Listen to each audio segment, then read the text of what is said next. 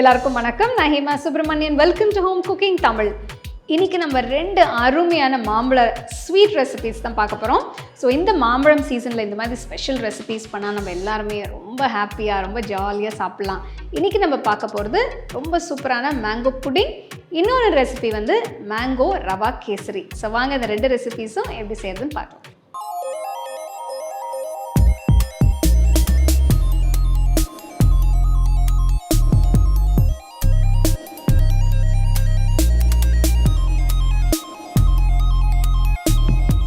Mango புடிங்க்கு நான் 4 Alphonso மாம்பழம் எடுத்து சுத்தமாக கழுவி தோலை சீவி சின்ன துண்டுகளாக நறுக்கி வச்சுருக்கேன். நீங்கள் வேறு வெரைட்டி மாம்பழம் கூட இந்த ரெசிபிக்கு யூஸ் பண்ணிக்கலாம்.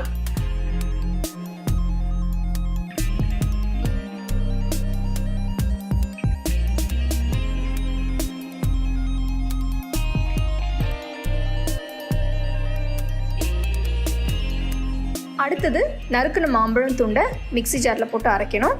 இதுக்கு மாம்பழம் துண்டை மிக்ஸி ஜாரில் மாற்றி இதில் 1/4 கப்பு சர்க்கரை போட்டு நல்ல மையாக அரைச்சிக்கோங்க. சர்க்கரையை மாம்பழத்தோட இனிப்புக்கு தகுந்த மாதிரி சேர்த்துக்கலாம்.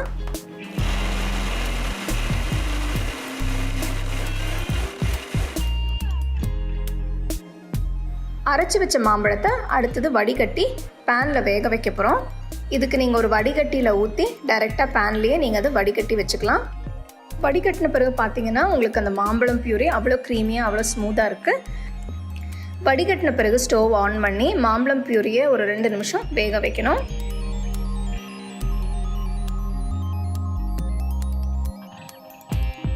புட்டிங் செய்யும்போது புட்டிங் செட் பண்ணுறதுக்கு நம்ம சைனா கிராஸ் இல்லைனா அகார் ஜெலட்டின் இது ஏதாவது யூஸ் பண்ணிக்கலாம்.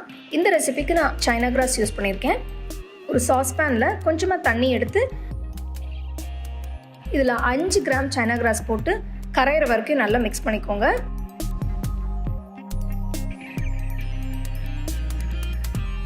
சைனா கிராஸ் கரைஞ்ச பிறகு அது வடிகட்டி மேங்கோ பியூரியில் போடணும்.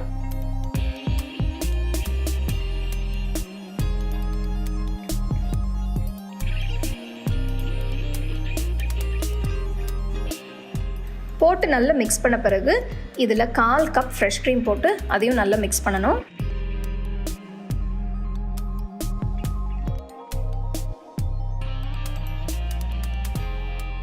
அடுத்தது இதில் 1/4 கப் பால் ஊற்றி நல்லா மிக்ஸ் பண்ணி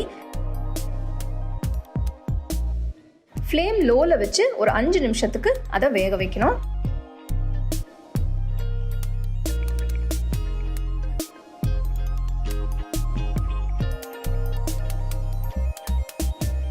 மேங்கோ புட்டிங் மிக்ஸ்சர் தயாராக இருக்குது. இது கம்ப்ளீட்டாக ஆற வச்சு நீங்கள் எந்த பவுல்லையோ இல்லைன்னா சின்ன கிளாஸில் செட் பண்ணுறீங்களோ அதில் நீங்கள் ஊற்றி செட் பண்ணலாம்.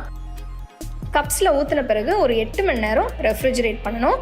ஃப்ரீசரில் வைக்காதீங்க, உங்களுக்கு ஐஸ் கட்டி மாதிரி ஆகிடும். இது ஃப்ரிட்ஜில் தான் வைக்கணும். 8 மணி நேரம் கழித்து பார்த்தீங்கன்னா மேங்கோ புடிங் அருமையாக செட் ஆகிருக்கு. இதில் நீங்கள் சின்ன சின்ன மாம்பழம் துண்டுகளை போட்டு நல்லா ஜில்லுன்னு சர்வ் பண்ணுங்கள். இந்த மாம்பழம் சீசன் மேங்கோ புடிங்கோட என்ஜாய் பண்ணுங்கள்.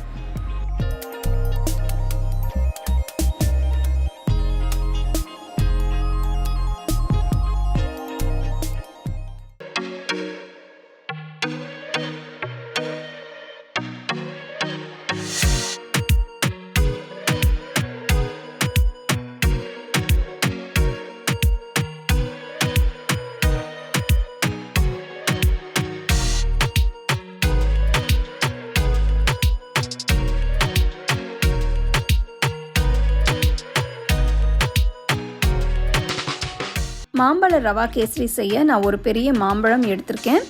உங்களுக்கு எந்த வெரைட்டி மாம்பழம் பிடிச்சிருக்கோ அந்த வெரைட்டி நீங்கள் எடுத்துக்கோங்க.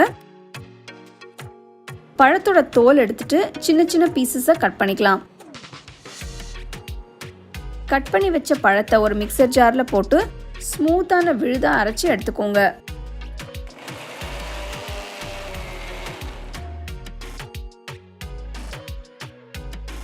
இப்போ நம்ம ரவா வறுத்து எடுத்துக்கலாம். இதுக்கு ஒரு பேனை சூடாக்கி 1/2 கப் ரவாவை சேர்த்து நல்ல வாசனை வர வரைக்கும் வறுத்துக்கோங்க. ஒரு 5 நிமிஷம் ஸ்டோவை மீடியம் ஃப்ளேமில் வச்சு வறுத்தோன்னா லேசாக கலர் மாதிரி வாசனை வந்துடும்.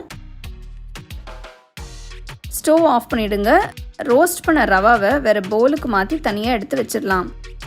அடுத்து ஒரு பேனை சூடாக்கி 1 டீஸ்பூன் நெய் ஊற்றி நெய் உருகுனதும் இதில் கொஞ்சம் முந்திரி பருப்பு போட்டு வறுங்க. லேசாக ப்ரௌன் கலர் வந்ததும் இதில் திராட்சை போட்டு ரோஸ்ட் பண்ணுங்க.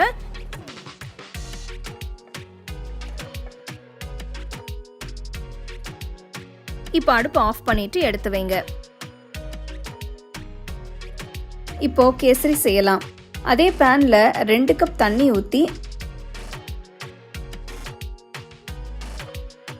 நல்ல கொதி வரும்போது 1/2 கப் ரவாவை சேர்த்து கிளறலாம். ஸ்டவ் மீடியம் லோ ஃப்ளேமில் இருக்கட்டும். கொஞ்ச நேரத்தில் ரவா எல்லா தண்ணியும் இழுத்து வெந்திருக்கும். இப்போ நம்ம அரைச்சி வச்சிருக்கிற மாம்பழ கலவையை சேர்த்து நல்லா கலந்து விடலாம்.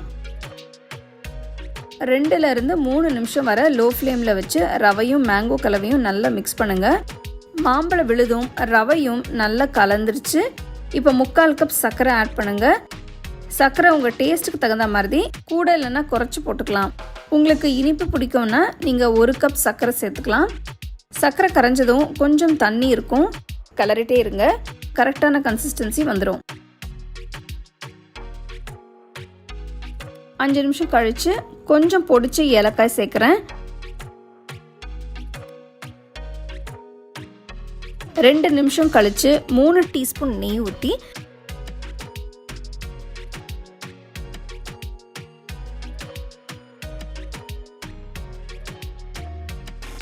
பத்துலேருந்து 15 நிமிஷம் லோ ஃப்ளேமில் வச்சு கிளறிட்டே இருங்க. பாருங்கள், இப்போ கரெக்டான கன்சிஸ்டன்சிக்கு வந்துருச்சு. இப்போ வறுத்து வச்சிருக்கிற முந்திரிய திராட்சை போட்டு இன்னொரு 3 டீஸ்பூன் நெய் ஊற்றி கிளறுங்க.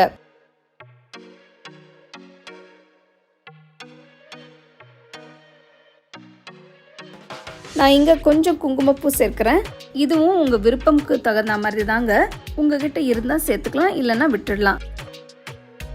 அருமையான மாம்பழ கேசரி ரெடி ஆயிடுச்சு. சூடாக பரிமாறுங்க.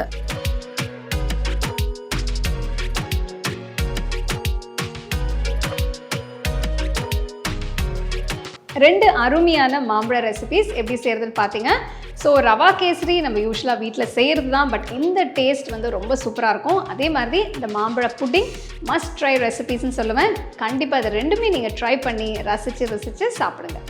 The second edition of our home cooking book is now available on our website 21frames.in. I'll give you the link in the description. You can go and check it out. The book is currently available only in India for now, so you can place your orders on 21frames.in.